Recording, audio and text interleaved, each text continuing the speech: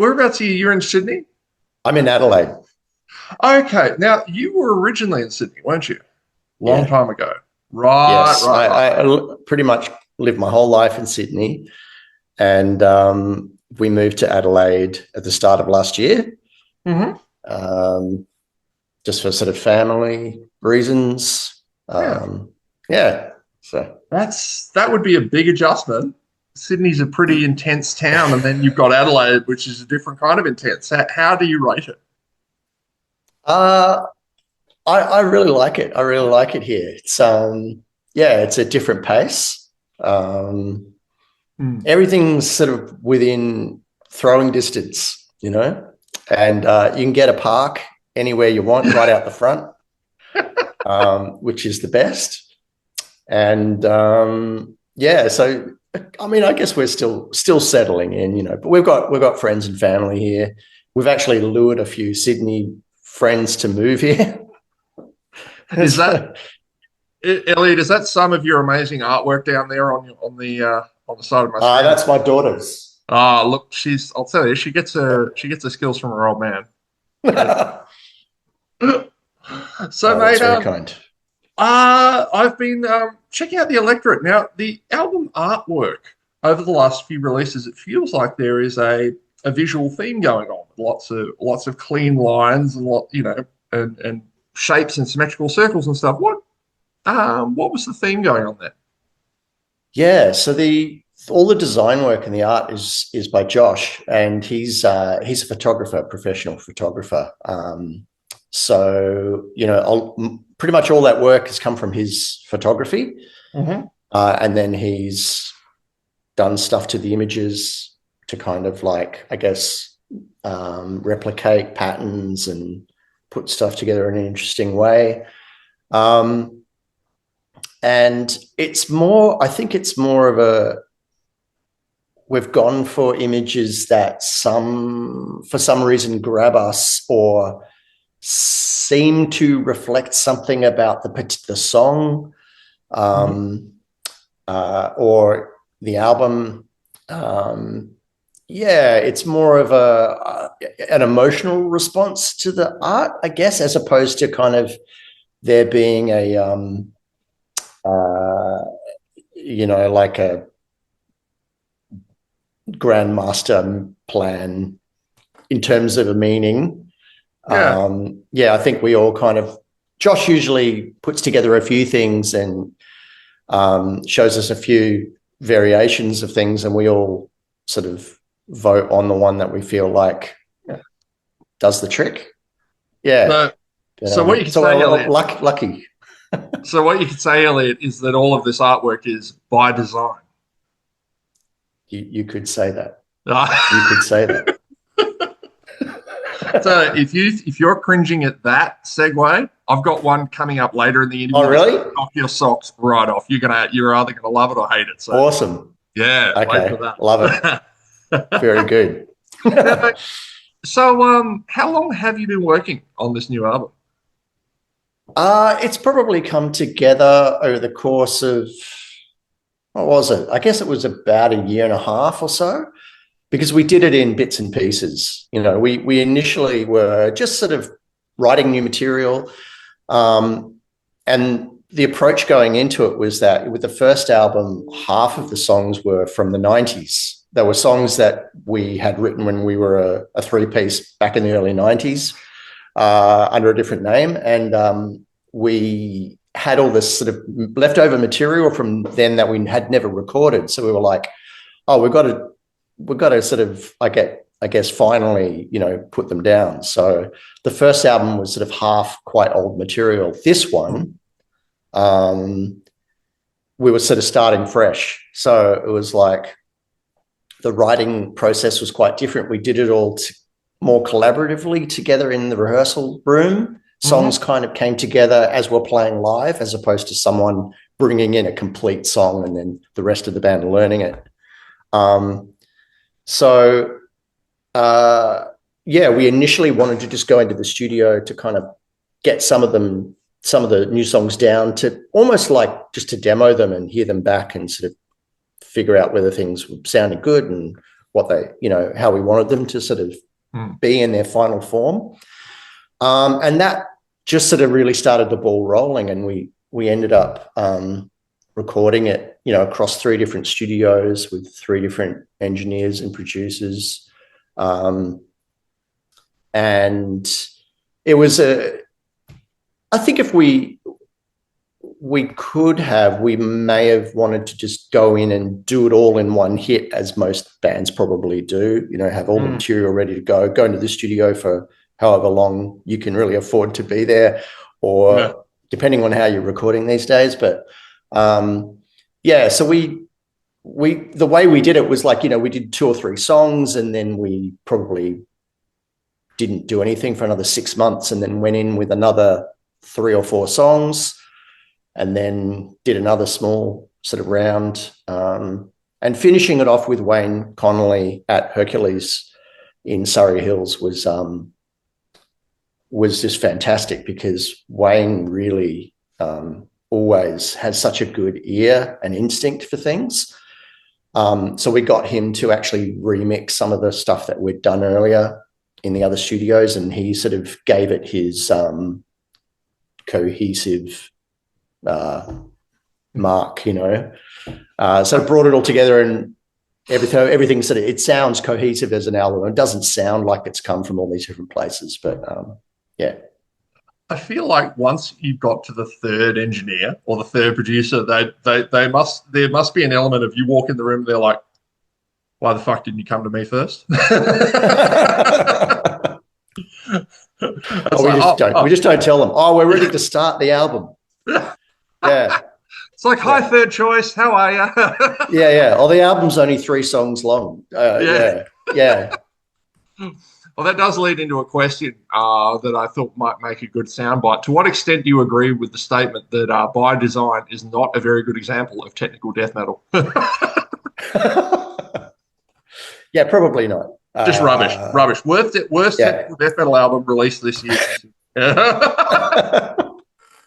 I've lost track of how many subgenres of music there is now. Oh. I mean, it's almost like genre doesn't mean anything anymore, does it? It's just...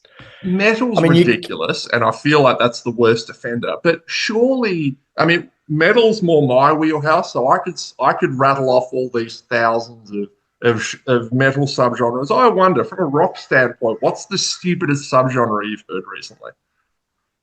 Oh my God. It's like Nintendo core. I heard someone describe Nintendo core, and I want to push them in the nuts. Yeah. Is that like what? Like remixing? I'm guessing Nintendo core, I understand, is making music sound like 8-bit soundtracks from the Super Nintendo days. Hey, I'd be into that. Super Nintendo days. I remember listening to your music and thinking, wow, this sounds like a guy who was playing bass in Big Heavy Stuff in the 90s, and also was writing for one of my favorite music mags. I was like, who knew? Gaming mags. Who knew? Oh, right. Hyper. No shit, dude. When the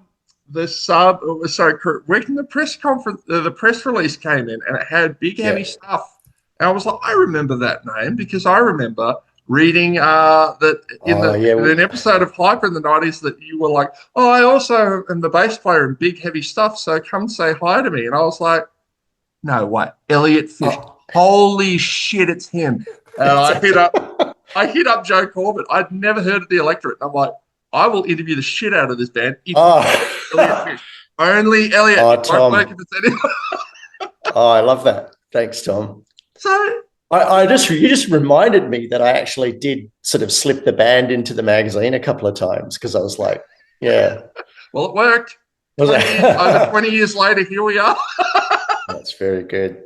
So I've got to ask, as someone who, obviously I ended up in the music sphere, I was first doing this music journo thing, like 2005 is when I started. For example, I'm an 85 model, so I was 10 years old in 1995, right when you were doing your thing, and I was sitting there reading your thing, wishing my parents could afford a Super Nintendo and all this kind of wonderful stuff. It must have been an odd time to be a gaming journo, because that's before anyone started taking it seriously. What was it like? Yeah, I mean, it felt like a club, a small club or something, like I guess it was, at that time, people didn't really talk about gamers. It was just sort of like, I guess you'd almost bring it up with people and be like, yeah, what's that? Like, what? Like, What, that kids thing? Video games? Yeah. Yeah, I don't know. But the early 90s for gaming was the best. It was the best. It was all the amazing stuff. It was like the 16-bit consoles and then what was happening on PC then was so awesome. Some of the most amazing games at that time that, have like influenced gaming for decades. Now, did you know that some bright spark has actually gone through and scanned almost all of the old Hyper magazines? Yes. And I saw that. Yes. Oh, did you?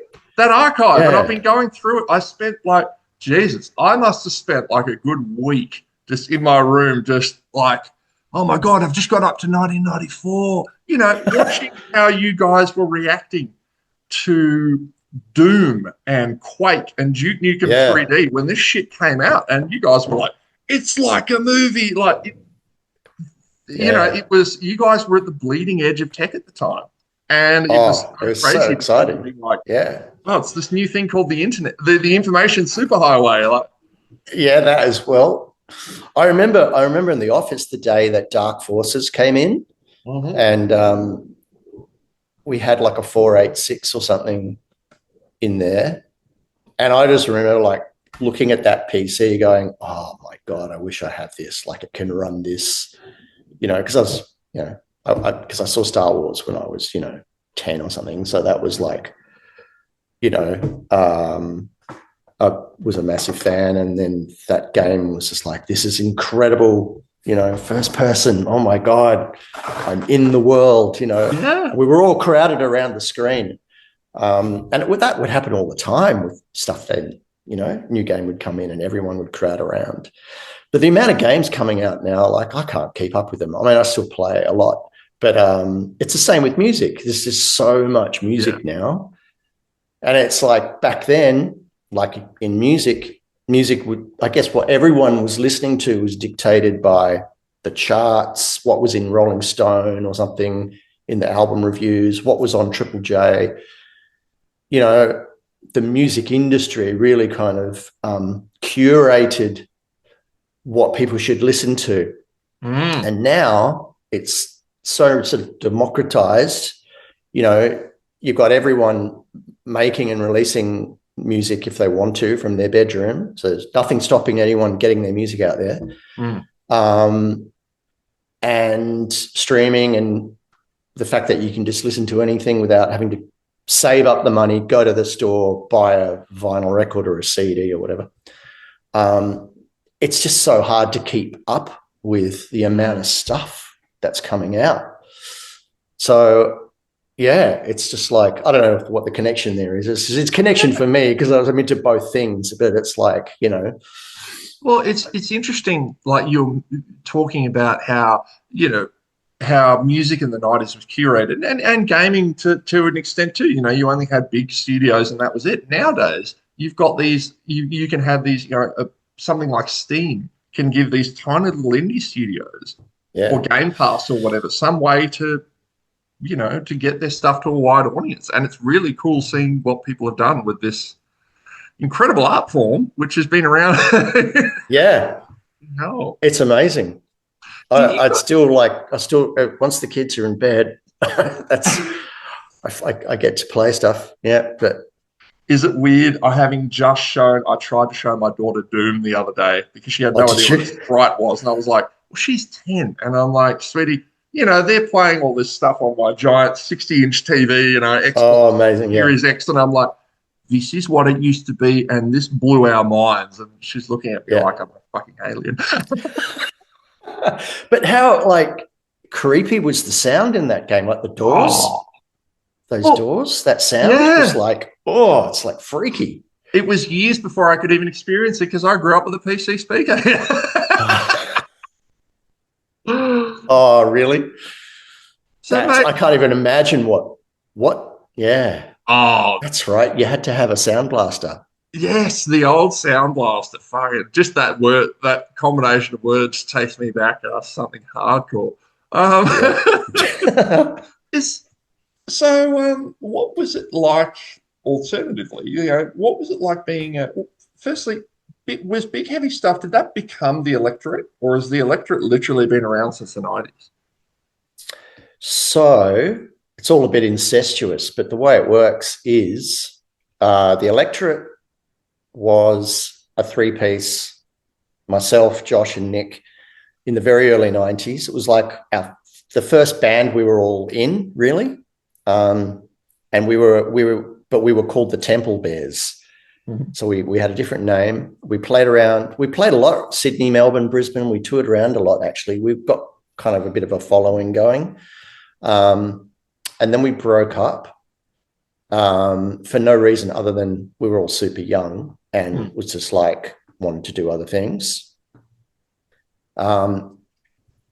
Nick joined Greg Atkinson in Big Heavy Stuff, which had been going with his brother Darren on drums. Darren left, so Nick joined as drummer of Big Heavy Stuff. I went and saw them with a different bass player, and I was like, oh, they need a better bass player. And I was a fan because I loved Greg's songwriting from when he was in Ups and Downs. And so I somehow wriggled in there and joined the band probably about a year after Nick had joined. And then we did Big Heavy Stuff for about probably like 12 years, a few albums, and did a lot of touring and blah, blah, blah. And so Nick and I still, have been, we've been playing together as a rhythm section, since, early 90s in different bands, and then when Big Heavy Stuff wrapped up, Nick and I did another band together called Todd Sparrow with David Trump Manis, who is more of a producer now, engineer producer, and Rob Gibson. So we did another band. Josh, meanwhile, was in a band called Atticus, which was a different outfit. But the drummer in Atticus was Darren Atkinson, who was originally the drummer from Big Heavy Stuff. Oh. Anyway, once all of that was sort of done, Nick, Josh, and I got back together just for fun, played some of the old songs and things like that. And, we'd go to a band practice with the meaning to play some music and write some songs and we'd just talk. We'd just chat for 2 hours and not play any music and be like, oh, shit, we're just, Nick is a great storyteller. So he'd always have some perlers and we'd just be rolling on the floor laughing and like telling stories and stuff instead of playing music. But anyway, we finally kind of like reconnected after all of that time as the three-piece that we were back in the early 90s. And we were like, oh, let's do this, let's do this. So we started writing songs and we thought we'd just rename the band and sort of start fresh. And so we kind of reformed. So sort of Josh, Nick and I have sort of been playing together that whole time in like different bands. But Josh kind of just came back to us from the early 90s. Josh came back to where we became the original three-piece again. Yeah. I don't know if I really answered your question or what the question was, but that's the long journey was that, yeah. One of the unlikely friendships that I've struck up through music journalism is Kelly Lloyd, the bass player from Scream Feeder. She and I get along like a fucking house on fire. And so she would talk to me, because obviously she's from a completely, and you yourself as well, are from a totally different generation to me and have a totally different experience in your 20s. The way she described, being a muso in the 90s was like, you could actually live on the dole and be a muso. Like, what a concept these days. What was it like for you? How would you describe, being a young dude in his 20s in the Sydney music scene? yeah, it was a really active time. There were bands everywhere. There were venues everywhere, you know, and it seemed like all we would do as young people, I don't know, 21 or whatever, was go to gigs, you know, every week, Friday night, Saturday night. You know, you'd go to the Hopeton or the Annandale or the Sandringham Hotel, or countless other venues, and see bands. And then, you know, if you were in a band as well, you know, you're meeting so many other bands and making friends and, you know, playing all the time and being able to play all the time. That's my only sort of experience, really, was that. So I have no idea what it actually feels like now to be in a young band starting now with, like, I don't know, in terms of like how easy it is to get a gig, how many venues there are, depending where you are, you know, like, and what the expectations are. But I mean, back then it was rough, you know, bands didn't approach it like to be super professional. I think everyone looked at super professional bands and hated them because they were kind of like really overproduced or really polished. So as indie bands, you know, it was all about just having fun and making noise and having a beer, and, you know, and bands would all, you know, there's a lot of camaraderie, and, you know, yeah, it was a great time. And it will probably, and it was, you know, I think as you can see it now looking back, that was a really healthy time for like the Sydney music scene, and a lot of really big bands came out of that sort of scene, and at that time, and we Big Heavy Stuff did a bunch of shows with Scream Feeder. It was great playing with those guys. Every time we came up to Brisbane, I think we probably ended up doing a show with Scream Feeder. Yeah, awesome people, and yeah, you know, it was a great time. I don't know, it's just like, it feels like that was a very lucky time as well. It's like we were, you know, lucky to have enjoyed that.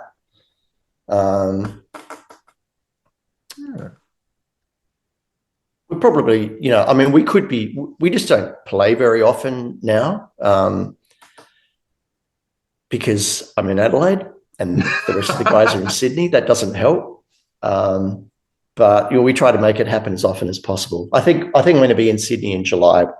We'll do a couple of shows there in July, and it would be good to get out and about and get up to Brisbane and down to Melbourne and stuff. We just haven't managed that yet, but yeah. Easy.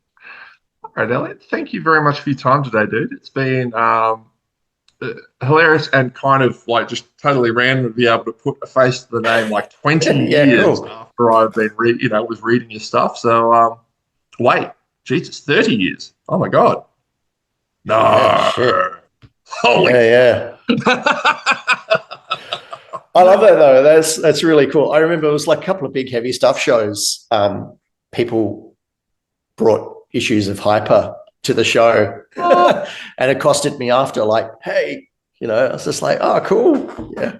Awesome. Oh, bless him. Yeah. Oh, mate. Awesome. So I appreciate it. I appreciate it because, you know, I think that was a pretty small little audience, small club. So it's nice to speak to someone who was into it, because we had a great time doing it. I'll bet you did. Oh, free shit. Yeah. Can't say no to it. Awesome. All right, Elliot. Be good to yourself, mate. Yeah, thanks, Tom. Take care, mate.